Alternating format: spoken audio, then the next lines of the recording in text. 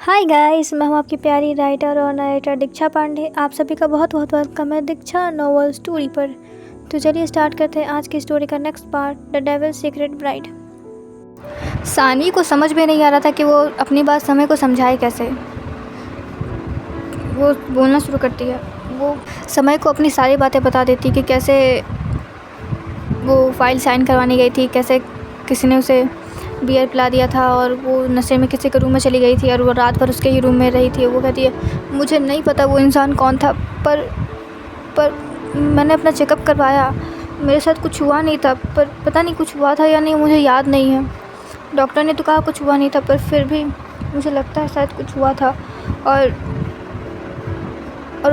उस आदमी ने मुझे टेबल पर अपना बिज़नेस कार्ड भी रख कर गया था वो। मैंने तो तुमने उसे कांटेक्ट करने की कोशिश की? हाँ मैंने उसे कॉल भी किया पर उसने उठाया नहीं। तो समय बोलता है अगर मैं कहूँ कि वो आदमी मैं था तो? जी हाँ, वो आदमी मैं था। क्या? सानवी चुहा कर खड़ी हो बैठ जाती है अपने बेड पर। वो बोलती क्या आपके मतलब आप मुझे कंफर्टेबल करने के लिए ऐसी बातें कह रहे हैं ना? नहीं, वो तुम कार्ड है तुम्हारे पास? हाँ। उस कार्ड पर क्या लिखा हुआ था? वो किसी का बिजनेस कार्ड था। ओके, उसमें नाम लिखा हुआ था? नहीं, बस नंबर था और कंपनी का नाम क्या था? सानवी बहुत याद करती कि उस कार्ड पर क्या लिखा हुआ था। फिर उसे याद होता है रजावत इंडस्ट्री। और रजावत इंडस्ट्री किसकी है? आपकी।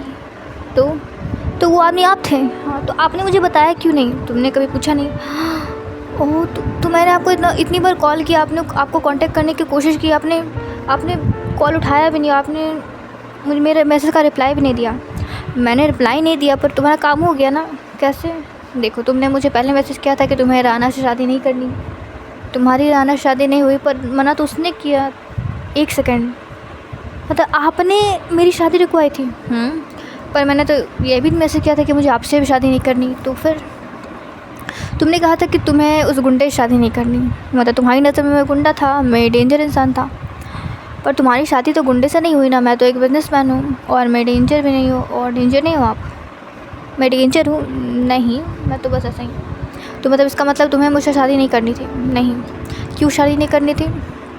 क्योंकि डैड ने आपको पसंद किया था और मुझे लगा कि आप भी वैसे ही हो। आप मुझे पढ़ने नहीं दोगे और आप मुझे मेरे सपने भी पूरे नहीं करने दोगे। नहीं, मुझे पता है तुम्हारे सपने क्या है। क्या है बताइए? तुम्हें एक बहुत बड़ी मॉडल बनना है। ओके हाँ, तो तुम्हारी पढ़ाई कंप्लीट होगी, उसके बाद तुम मॉडलिंग ऑडिशन दे सकती हो।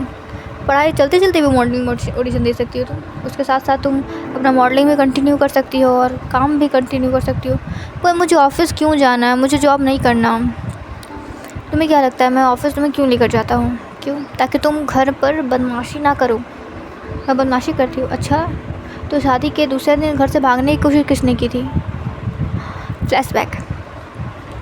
जब समय ने सानवी को ज़मीन पर सुलाया था और दूसरे दिन सानवी को डर लग रहा था समय के रूम में जाने के लिए, और समय कुछ देर के लिए बाहर गया था, तो सानवी ने वहाँ से भागने की कोशिश की थी। उसने बेड की बेडशीट और ब्लैंकेट्स को जोड़कर रस्सी बनाई थी और बालकनी से उसने नीचे रस्सी फेंकी तो उसकी नज़र गई कि बालकनी से सीधे नीचे बड़ा सा स्विमिंग पूल है, कि अगर वो गलती से नीचे गिरी और बच भी गई तो स्विमिंग पूल में डूब कर मर जाएगी। और उसे स्विमिंग आती तो थी नहीं, इसलिए वो डर से जो सामान जहाँ था वहीं रख दिया। फिर बालकनी में बैठकर वो बहुत देर रोई थी। सानवी बोलती आपको कैसे पता?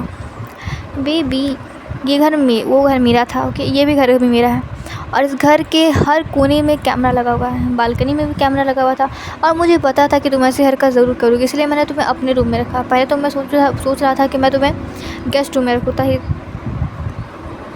और कुछ दिन बाद मैं तुम्हें अपने रूम में लाऊँ, पर आपने बिहेव भी तो मेरे साथ ऐसा किया था। वो तो मैंने तुम्हारी भलाई के लिए किया था बिहेव, उसमें मेरी क्या भलाई थी? मैं चाहता था कि तुम बोलना सीखो। तुम्हें पहले मुझसे डर लगता था ना? हाँ। अब डर नहीं लगता? नहीं, अभी भी लगता है। अच्छा, तो पहले तो तुम्हारी आवाज़ निकलती नहीं थी मेरे सामने, अब बहुत आवाज़ निकल रही है। नहीं, अब मैं थोड़ा कंफर्टेबल हो चुकी हूँ आपके साथ। ओके, अब आप हमारे साथ कंफर्टेबल हो चुकी हैं। ऐसे इतने दिनों मैंने ऐसा क्या कर दिया? नहीं, आपने फर्स्ट डे आपने मुझसे कितना गंदा बिहेव किया था और आपने मुझे ज़मीन पे भी सोने को कहा था, जबकि मैं ज़मीन पे कभी सोई भी नहीं और मेरे कमर में भी दर्द हो गया था। ओ, तो तुम्हारे पास मुँह नहीं है, तुम बोल नहीं सकते थे कि तुम्हारी शादी मुझसे हुई है तो इस हिसाब से मेरी सारी चीज़ों पर तुम्हारा हक़ है, इस हिसाब से ये रूम भी तुम्हारा है, बेड पर भी तुम्हारा हक़ है। तुम जब बेड पर सो जाती मैं तुम्हें कुछ करता थोड़ी, तो तुम तो बिल्कुल सीधी सादी गाय की तरह जाकर ज़मीन पर लेट गई। मुझे लगा तुम बोलोगी या फिर तुम लड़ाई करोगी, पर नहीं, मुझे तो आवाज़ सुननी थी तुम्हारी। मैं तुम्हारी आवाज़ सुनने के लिए तुमसे लड़ाई कर रहा था, पर नहीं, मैडम तो सीधी सादी है, मैं जो बोलूँगा वही करेगी मैडम। हालांकि मुझे पता है तुम इतनी सीधी सादी हो नहीं, पर वो घर तो आपका ही था ना, और मैं बहुत डर गई थी। मुझे लगा कि आप भी वैसे ही बिहेव करेंगे। कैसे? मेरा घर कैसे है? नहीं, आपका ही है ना घर, वो घर भी आपका, ये घर भी आपका, ये रूम भी आपका ही है। नहीं है बच्चा, उस घर में मेरा जितना हक़ है उतना तुम्हारा भी हक़ है, और वैसे वो घर मेरा नहीं है। मतलब वो घर डैड का है, तो डैड का है तो आपका भी घर हुआ ना? नहीं। कैसे? अब ये सब मैं तुम्हें कभी और बताऊंगा, अभी अपनी बात करते हैं ना। अभी तुम्हारी बात करते हैं और अपने रिश्ते की बात करते हैं, ओके? उसके बाद मैं तुम्हें कभी विस्तार से अपने बारे में बताऊंगा कि वो घर मेरा क्यों नहीं है। क्यों, कुछ हुआ है क्या? नहीं। आपकी लड़ाई हुई है क्या डैड से? नहीं, वो तो मुझसे बहुत प्यार करते हैं। मतलब आपकी लड़ाई हुई इसीलिए आप यहाँ पर आकर रहते हो? नहीं, मैं पहले भी यहीं पर रहता था। तो फिर वहाँ पे कैसे? वो तो सबने फोर्स किया, इसलिए मैं नहीं चाहता कि मेरी वजह से समर की जो हक़ है वो छीन जाए। मैं नहीं चाहता कि मेरी वजह से समर को प्यार कम मिले, क्योंकि मुझे पता है कि घर वाले मुझसे ज़्यादा प्यार करते हैं। पर समर भी तो यहीं पर आकर रहता है, समर को पता नहीं है, और मुझे नहीं लगता कि वो उसे पता चलेगा तो भी वो उसे बुरा लगेगा। पर मैं नहीं चाहता किसी का हक़ छीनना। अब ऐसी बहकी बातें क्यों कर रहे हैं? कुछ नहीं, कभी और मैं बताऊंगा तुम्हें अपने बारे में, ओके? अभी हमारी बात, तुम क्या कह रही थी कि तुम मेरे साथ कंफर्टेबल हो चुकी हो, ओके? हाँ, तो क्या मैं तुम्हें अच्छा लगता हूँ? अच्छे, हाँ, थोड़ा, पर मुझे तो तुम बहुत अच्छी लगती हो। अच्छी नहीं, मैं प्यार करता हूँ तुमसे। What? Yes, I love you. ये क्या कह रहे हैं आप? पर आप तो पहले मुझसे ऐसे बिहेव करते थे। आपने कहा था कि आप मुझसे बदला लेने के लिए आपने मुझे शादी की है। नहीं, वो तो मैं ऐसे ही कह रहा था, पर मैंने तुमसे शादी अपने लिए की है।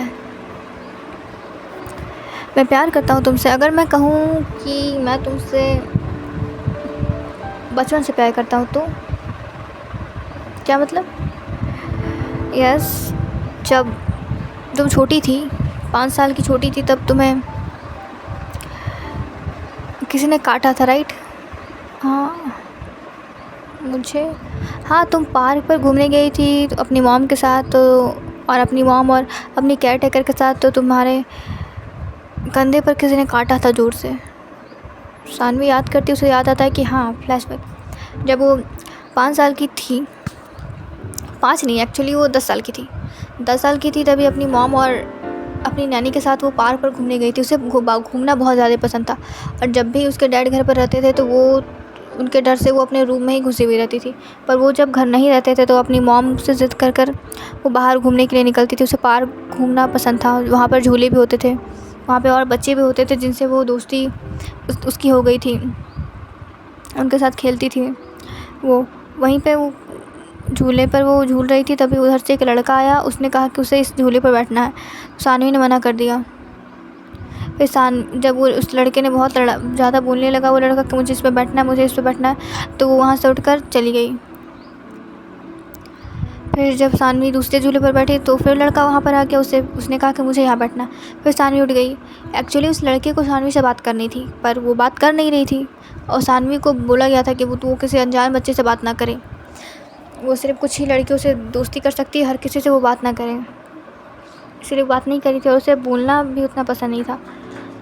पर वो लड़का उसके पास बार इसीलिए आ रहा था ताकि सानवी उससे दोस्ती कर ले। जब सानवी उससे बात नहीं करती है, उससे दोस्ती नहीं करती है, उस लड़के को लगता है कहीं ये गूंगी तो नहीं, यही चेक करने के लिए उस लड़के ने उसके कंधे पर काट दिया था।